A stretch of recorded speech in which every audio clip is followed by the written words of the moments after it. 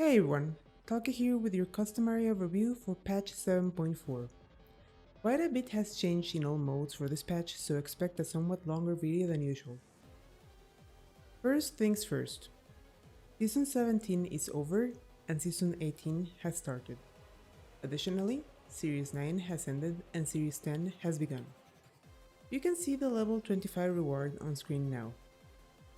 I've always quite liked this Demon Will sprite from Stormblood, so I hope to see plenty of people rocking it around Onsol.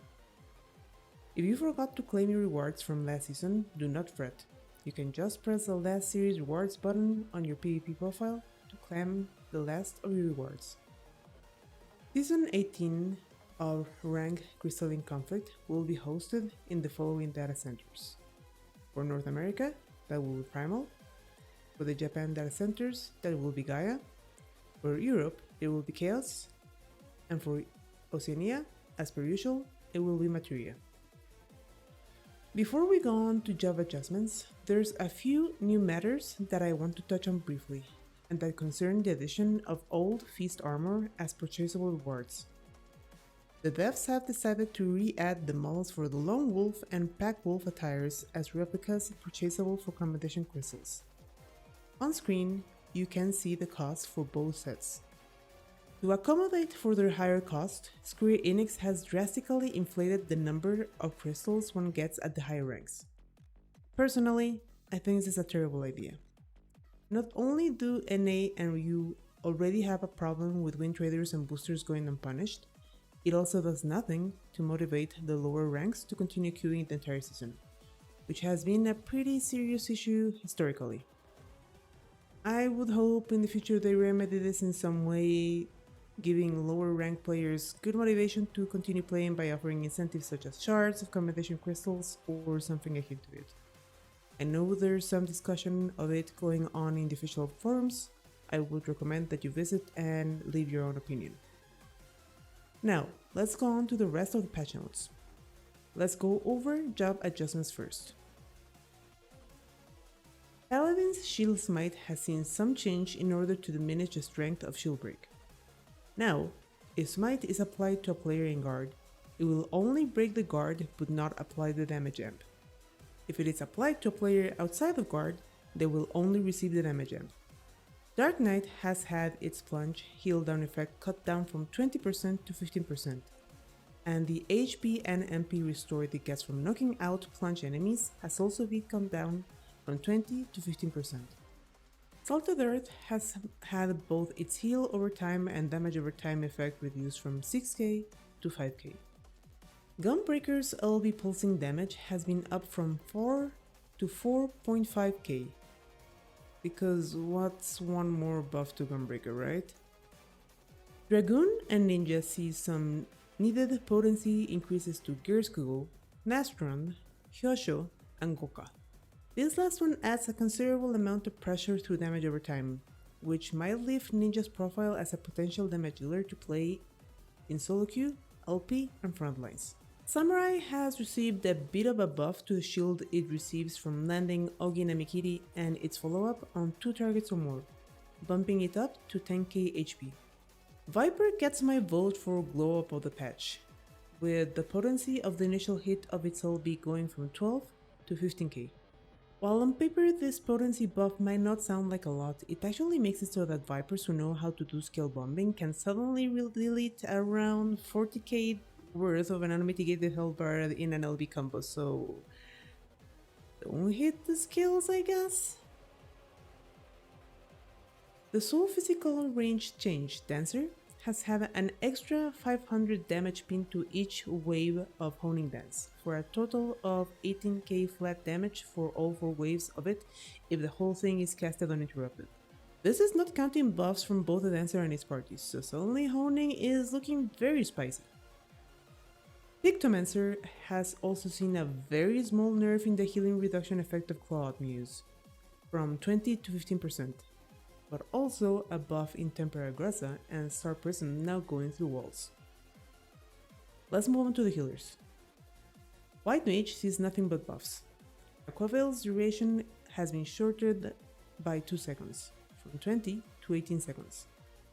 And Seer of Strike's Protect effect now offers 10% mitigation over last patch's 8. Scholar has received changes in line to its current meta sidekicks, Dark Knight and Paladin.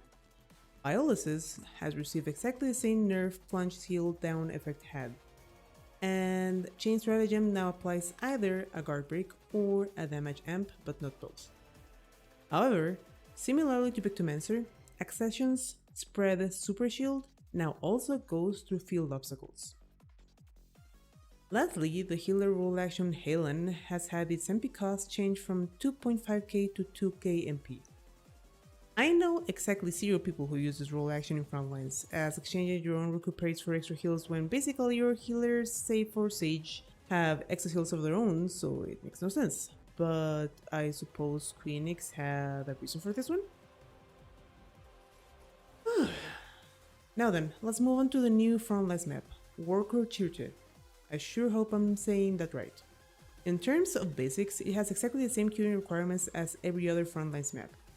So long as you're level 30 and have a job stun equipped, you may queue on one job and change it at spawns to receive the roulette experience on the first job.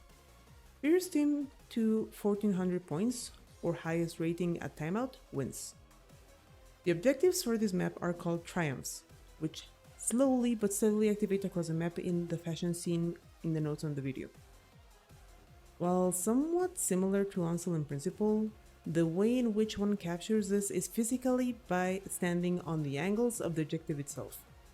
3 for B ranks, 4 for A ranks, and 5 for S ranks. This map's unique mechanic is the changing weather. At a certain point in the match, it will start snowing in Worker Chirte, and both massive obstacles and buff circles will appear, giving an edge to players who know how to play around the terrain and the benefits these objects give. Secondary weather that may appear is the Aurora, a weather that changes nothing physically but increases the chances of triumph spawning as higher ranks and speeding up the LB gauge charging of all players. Having played this map a few times, I have to say that while it's growing on me, it feels a bit too spread out. My initial impression is that unless it spawns initial triumphs relatively close to 2 spawns, it does a poor job of incentivizing fighting initially, which can lead to some really long and protracted games. My first 2 games both nearly ran the timer out because of this. In what's a bit of a new and unexpected turn, Worker Chirte will be available in tandem with the other map of the day, meaning you can get either the map if you play the roulette, or you can choose to queue to either map manually. On a final and unexpected note, Crystal and Conflict Regional Championship signups have finally been announced. You may follow the link in the description to the official site to learn more about this long-awaited official tournament expected to happen during FanFest. That will be all for today's patch breakdown. I would like to apologize for taking so long to release this video. I have been pushing myself too hard recently and it's taken a toll on my health, so I will be taking a few weeks to rest, enjoy the holidays, and regain my energy before resuming. Another long discussion piece on the state of PvP post 7.4 adjustments will probably be uploaded to this channel around the second week of January. Before signing off, I wish to express thanks for all the support I've gotten in the last few weeks. Between an unexpected wave of new subscribers, a lot of discussion coming my way via Discord, Reddit, and in-game, I'm moved and happy to see more people sharing their thoughts and experience on this mode. Wishing everyone a Merry Christmas and Happy New Year. This has been Talke Rainare. See you all next year.